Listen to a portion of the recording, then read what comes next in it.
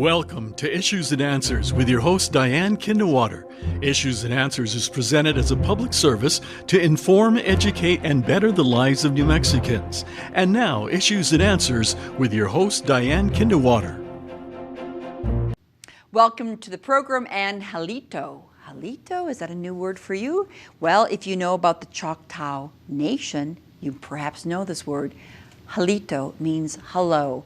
We're going to learn today more about hello and Halito. We're going to learn about the Choctaw Nation, and it's located in the southeast corner of Oklahoma. And of course, we're in New Mexico. How do I know about the Choctaw Nation? Because I met them. They were at the Albuquerque International Balloon Fiesta, introducing their nation to not only New Mexicans, but all the visitors who were at the Balloon Fiesta in 2023.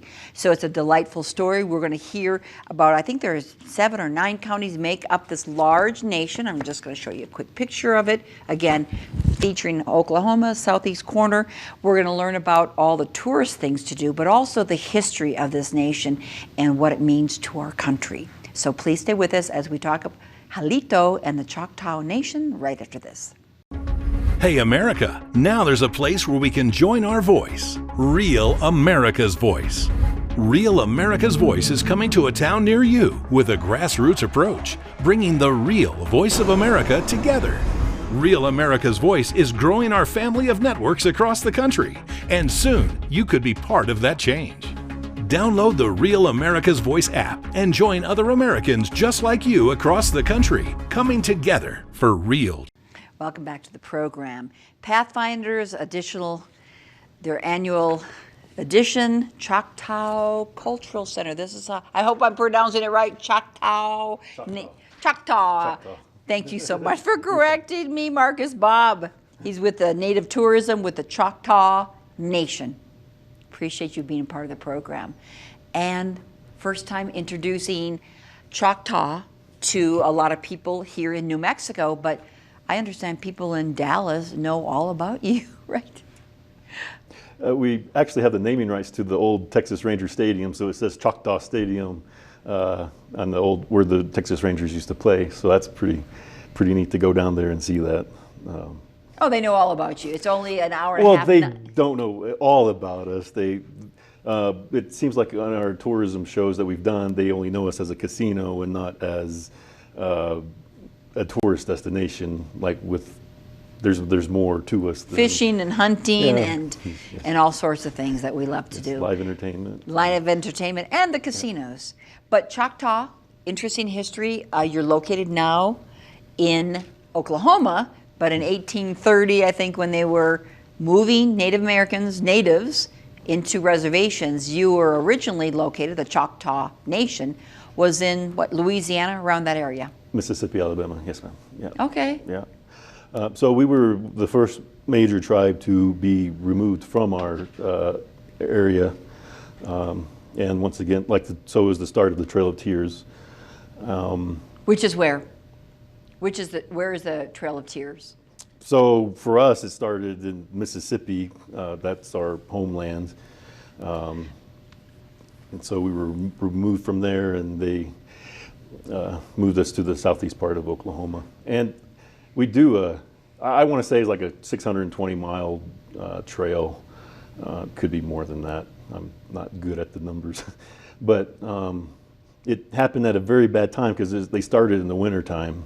And the supplies weren't there that were supposed to be there. It was poorly planned and poorly executed. And from what I read, we started out with about 15,000 people, and we lost the numbers say between 2,500 to 6,000 people during that. There was different waves of the Trail of Tears, but anyway, that first year was especially bad because of the severe winters. Coming from Mississippi, especially, up to Oklahoma, southeast. And back in the 1830s, regarding Oklahoma, you were mainly this whole southern part. Yep. Yeah. At times, yeah. We had parts of Arkansas, and most of the south part of Oklahoma whenever we first were removed, yeah. Removed from the Mississippi area to Oklahoma. Yes, ma'am. but now you're thriving. What would you say? Yes, I'd Marcus, say wow. we are. It's like I think back to so Pukni is grandma in Choctaw, and so I refer to her as Pukni because that's what I grew up calling her, was Pukni, and that's what she wanted us to call her. I just shake my head at where we're at today than where we were just even 20 years ago, 30 years ago. It's just... Describe 20, 30 years ago. Well, Choctaw. so my dad left in the 70s. He joined the military. There wasn't many job opportunities in Southeast Oklahoma. And so he joined the military, and he felt like he needed to get out of there and do something with himself because there wasn't much to do at that time. And What kind of industry was there 20 years ago, Yeah. 30 years ago, if any? that's a good question. Probably forestry, but I haven't really dug into Sure. that. But just agriculture. Agriculture is one of the main industries in southeastern part of Oklahoma. And you lived in a pueblo. No, Pueblo is kind of New Mexican to me. I feel like we don't have pueblos. It's the reservation. Like even our, I think pueblos is the New Mexico thing. Like it was new But you to have me. a reservation, it's over what, how many counties? It's in? almost 10 and a half counties. 10 and a half counties, but Yeah, it's almost 11,000 square miles. That makes us the second largest landmass-wise reservation in the United States after after the Navajo Nation. the second largest. Yes, ma'am. Landmass-wise. Right. Membership-wise, we're the third largest Native American tribe. So there's 574 federally recognized tribes in the United States, and we're number 3. Number 3 in population. Population, yes, ma'am. First the Navajos, and then The Cherokee, or I've read a couple things, like the Cherokee has a huge population too, so I don't really know who's number 1 Okay. and number 2, but they're both up there. and how many do we have in Choctaw? So membership-wise, across the U.S., we have about 220,000 tribal members throughout the U.S. Within our reservation area, I want to say about 40 to 45,000 people are there. Bit over 11,000. So we call them pueblos in New Mexico. Yes. What's your little town within your reservation called? Do you have names? We have the 10 and a half counties. They're all named. Yeah, they have names. Some of our names are old names back in Mississippi. Like we have a town called Bookchitto, and that's an old Mississippi. There's a town in Mississippi called Bookchitto, and so it's kind of like. What are the other names? Well, I see a Well, Pittsburgh. there's different county. Yeah, Pittsburgh County. There's Bryan County. I live in Choctaw County. That's south. Bryan, Atoka, yeah. Cole, Mm-hmm. Hughes, Latimer, Haskell, LaFleur. That sounds. Yeah, and some of those are very prominent names in the Choctaw community. Like as they were, when they moved and settled in these locations, they were named after Choctaw, like LaFleur County. But you're flourishing from 20, 30 years ago. Is there jobs there? Tell me how the road has been. So, I want to say in 1996 is when we opened up our little bingo parlor.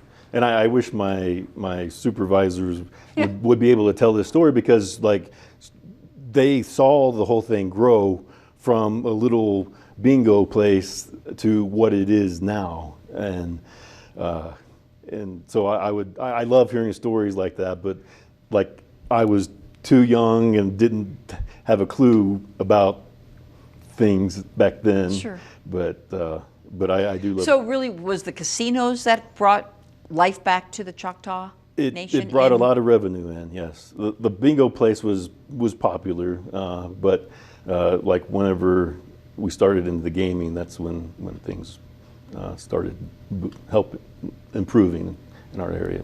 A lot of job opportunities. With how many casinos do you have? Well, we have 3 casino resorts. We're about to open up a 4th one in April 2024-ish. We'll see. We have about 5 standalone casinos, and then we have a lot of little casinos that are connected to a gas station. So probably over 20 if you count all facilities throughout the. And who enjoys that entertainment? People from Well, Dallas? So the Durant one is very popular for the Dallas-Fort Worth area. So I would say the majority of our traffic is from them. I've been at Grant, which is north of Paris, Texas, east part of Okay. Texas. It depends on what you like. If you like like the one in Durant, they have huge entertainment options. If you like people, the glitz and the glamour and stuff like that, you'll go to Durant. If you like the more personal connection with whoever works at the casino, some people prefer that, and they go out of the way to go to a place like Grant or Picola. But mainly Texans are coming? I'd say the Whose majority. money are you taking? The majority, Texans? I would have to say the majority of the people would be Are from Texans. Texas. So when they come to Choctaw, they started with the gaming, but then your nation expanded the entertainment to what other areas? Well, so Reba McIntyre grew up in our area, and so we're a partner with her, and she just opened up her signature restaurant in Atoka. You see Atoka County in that. Oh, Yep, there it you is. go, Okay. Atoka County. And This is again Oklahoma, but the very southeast corner. yes. Okay. So she just opened up her signature restaurant. I believe it was either late January, early So she was February. born in the Choctaw area. Yeah. Nation? Yes, ma'am. In that area, she was raised. I don't know for Well, sure is she where Choctaw? was born. She's not. I don't believe so. But she has a restaurant there. Yeah. But what other things are you promoting in your area? Well, our cultural center just opened a little over 2 years ago. July marked the 2-year anniversary for our cultural center, and that does go into a very detailed history of our heritage and ancestry. And so and the neat thing about the cultural center is you can go through it in a couple of hours, or you could take your time and spend many hours there. I've been several times, and I can spend several hours there. It's however, whatever pace you want to take, you'll be entertained. Not entertained, not the right word. You'll be Educated, made aware. Yes, yeah. There's plenty of information there for you. What would you like our viewers to know about the Choctaw Nation? Well, our chief, so these Halito, as you were saying earlier, chief wants to make Halito as popular as Aloha as our greeting. So this is our push to do that. And so it's been a great opportunity to, as people pass by, to share a little bit about our culture. And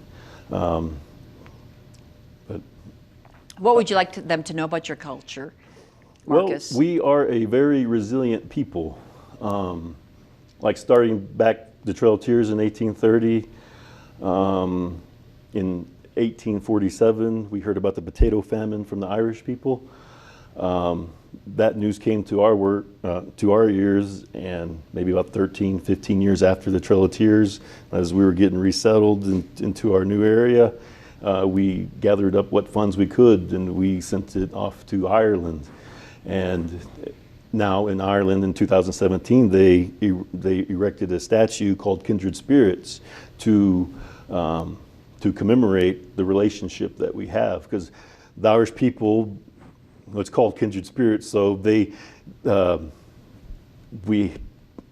looked down on, they weren't treated properly, and so there was a bond there, and there still is a bond today. We're in the process of erecting a sister statue in our capital at Tuskahoma. It's called the Eternal Heart. And so there's a heart, and it has an Irish knot intertwined with that. I don't know when it's going to be done, but it's under construction as we speak. So. But then you went through now we're in 1847, but then we had the Dust Bowl in the 1930s. That was a tough time in Oklahoma, and I'm sure in the Choctaw Nation. Yeah. Yeah. Well, the Dust Bowl so after the Dust Bowl, there was a lot of lakes man-made lakes to help prevent such a disaster again. And so we have quite a few lakes in our area, a lot of man-made lakes, but it's still, we have 8 state parks located within our area. the Choctaw National Forest from Arkansas bleeds into that eastern part, and very highly sought out scenic route for motorcyclists, RVers, campers. People just at the end of the month, towards the early part of November, is the great time to go watch the leaves change and things like that. So, but back to the Dust Bowl, and after that, I mean, how did you survive? How did your nation survive the Dust Bowl? Yeah, Well, you talked that you're a resilient people, but that's, I mean, we remember seeing all these black and white photos of the Dust Bowl and parched land, mainly, it seemed like, in Oklahoma. Yeah, that's a good question. That's a good question for me to dig into, because like having these conversations, like, well, I've never thought about that, and so I'm very glad to have conversations with people that open up that I don't really know. I can't connect. Well, because I just remember seeing the pictures of people trying to leave and going to California, anywhere but Oklahoma. It seemed like anywhere but Oklahoma or Texas, West Texas, I guess. Yeah. So, but you stayed. Your nation stayed. And yeah, they stayed there, and we're still there. Another thing I'd like to talk about is, like, we were the original code talkers. We were used in World War I. Wait. They say they talk about the New Mexicans being the original code talkers. Well, they were, so the Navajos were used in World War II. They were used more abundantly in World War II. In World War I, we were used. And so our chief was just in France. He's on his way back, I don't know, but he was in France this past week, and they were commemorating our code talkers. And he was paying his respects, because we do have some dead Choctaw buried there, and that's from World War I. From World War I. So it's it's marking the 105th anniversary of that. So chief and assistant chief and some of the tribal elders went up there, and no, we're very proud of our code talkers here in New Mexico. They were originally called telephone warriors. I don't know. Can't pull it out right now, but. Yeah, that was the Choctaw Nation of Oklahoma, and I was listening to another story after World War I, and one of the code talkers heard about World War II, and he says, "I bet the Germans haven't learned Choctaw yet," and so he was willing to fight again, and so that's kind of like our resiliency to help out again. Wow! So that's something that we pride ourselves on as our steward leadership and patriotism to our nation, to be serving, and again sending potatoes or money to Ireland. That's pretty interesting as well. What interstates go through, if any? Sadly, how do you get there? How do you get there? I mean, we know I-40 goes right through New Mexico. It goes right to the I-40 is right. It goes above us. So okay. Yes. Sadly, it goes right, well, not sadly, it's a great avenue for people to come down and visit us. Okay. So Interstate 40 goes right above us. So Pecola meets Fort Smith, Arkansas. So our Pecola Casino Resort it's unique in the sense that the casino is on the Oklahoma side, but the parking lot, there's actually parking lot in the Arkansas side. I find that humorous, but it's super close to the border of Arkansas. Oh, that's funny. But, so Highway 75, so in Dallas, take Highway 75, and that'll take you to Durant, where our headquarters is, which is about an hour and 15, hour and 20 minutes away from Dallas. So that's where probably the majority of our revenue comes from, is from that Durant. We just opened up Sky Tower, which is an expansion from our Grand Tower and our Spa Tower Casino and Resort. And so you would take Highway 75, Highway 69, and it kind of plays a border to that western part of our reservation. Since you've had the success with the gaming, what has that meant to the Choctaw people? I know other reservations, they have housing, they have different schools, the money is put back into bigger and greater casinos, but also given back to members of the tribe. Yes. So what happened it funds our government, our health care, our education, tribal membership. We have a legislative branch. It funds our whole government, and we have a commerce department which has done a very great job in growing our businesses and our casinos, and so so some people just think, oh, it's like gambling and the money and stuff like that. There's sometimes a bad connotation to it, but when it funds your elderly, and like we're very good, we're very conscious of how we spend our revenue and our money, and so. Well, is it given back to members of the Yes, tribe yes. in terms of Our housing yeah, we do have housing projects. They have goals of building X amount of houses for tribal members. So it goes back to our community. Not just tribal members, like we also benefit non-tribal members within our communities. Because our reservation is an open reservation. So 79% of the people are actually non-tribal members. The other 21% are, these are rough numbers, but they're 21% is about how many was the percentage of tribal members that we have in our area. So we try to benefit, even if they're tribal, non-tribal, we try to help out the community the best we can, because if they succeed, we succeed. Well, do you have public schools? Do you have Oklahoma schools? So the public schools would be ran by the state, but we have programs.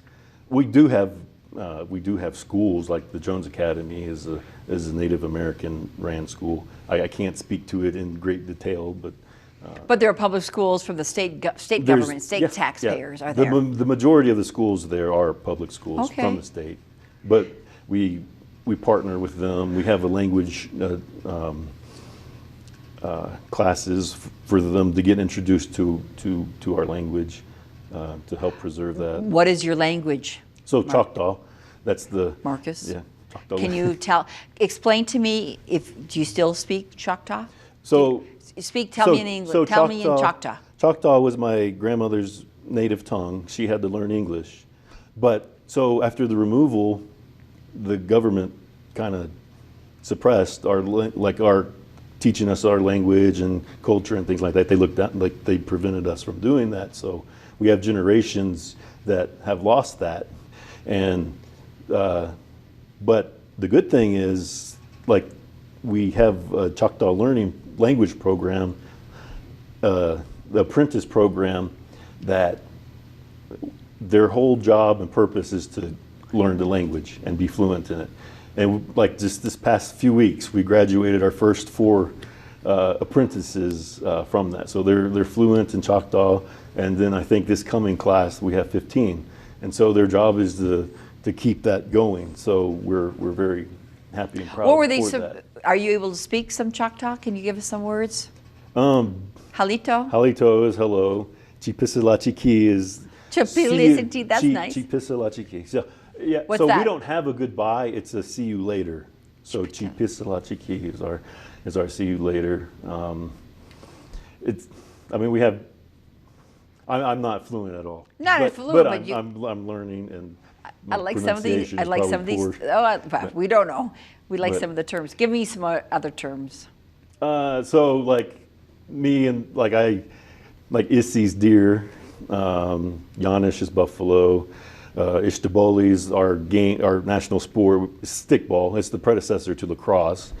You can Google that or YouTube it. You'll see Choctaw stickball, and then you'll see what kind of sport that we played back in the day.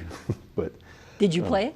I do play. Yeah, I started playing maybe a couple years ago, and it's pretty. You need to YouTube it, Choctaw stickball. Or come visit in person. And come visit in person. Yes. So we are hosting one of the largest powwows this November 3rd, 4th, and 5th in Durant, and we are having a stickball exhibition there. I believe it's the 4th. It would be that Saturday. And it's a good opportunity for people to come out and see what stickball is, because they're going to do an exhibition, and then there's going to be a little tournament. And those little tournaments, it's like 12 on 12, 15 on 15. But when we play like for the World Series in Mississippi, Alabama, there's 60 people on the field. So there's wow. I prefer the smaller tournaments because you can show your skill more. But when there's 60 people on the field, it's more brutal. It's harder to do finesse things. It's more So what would you like to share about the Choctaw Nation that I haven't mentioned? What would you like our viewers to know about you, your grandma, your dad, your community? Faith, family, culture, that's something that is pushed throughout our nation. Faith, family, culture. I didn't always work with the Choctaw Nation. I started working in late 2019 at Choctaw, at our headquarters. And after my mom passed away, I wanted to get closer to, Mom and Dad lived in where I live now. And so after she passed away, I felt moved to go back home because there's not very many of us left. So anyway, there has been no organization that I've been with that has strived for those standards for faith, family, and culture. At 8 o'clock at headquarters, there's a prayer. So our chaplain, he something on his mind, or whether it be scripture or just something he was thinking about, he would share something, and then you would say thought for the day, and then he'd give a prayer for that morning. And then at lunchtime, there's at 11 o'clock over the loudspeaker, it's we give thanks for our food over the intercom, and before meetings, people pray. So that's that acknowledgement of God that separates us from any other organization that I've been a part of. And it makes it more of a family than an organization, but we still are an organization. But and you're still together, but, and, yeah. and you're thriving. And for people to find more information about the Choctaw Nation, So Marcus, ChoctawNation.com. If you're more for tourism, it's ChoctawCountry.com. If you're into economic development, it's GrowChoctaw.com. But ChoctawNation.com would be the principal website. Thank you. Yeah. Marcus, Bob, thank you so much for being a part of this program, sharing the history of the Choctaw Nation, how well you're doing now, and what you want for the future. Halito to you and your chief and the rest of your nation. Well, thank you for your time. Thank you so much, and thank you for watching this program. I'm Diane Kinderwater. Make it a great week with your family. We'll see you next time. Thanks again. Bye-bye.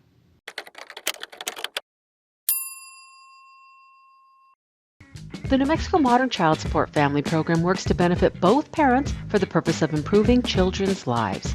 It provides the basics of child support, but goes further by helping parents step up to find better job opportunities that get them back on track to paying their monthly child support obligation. Find out how the Child Support Step Up program can help your modern family. Contact New Mexico Child Support today to learn more. Issues and Answers with your host Diane Kinderwater is presented as a public service to inform, educate, and better the lives of New Mexicans. To comment on today's program or to purchase a copy of any Issues and Answers program, visit sunbroadcasting.org or call us at 505-345-1991.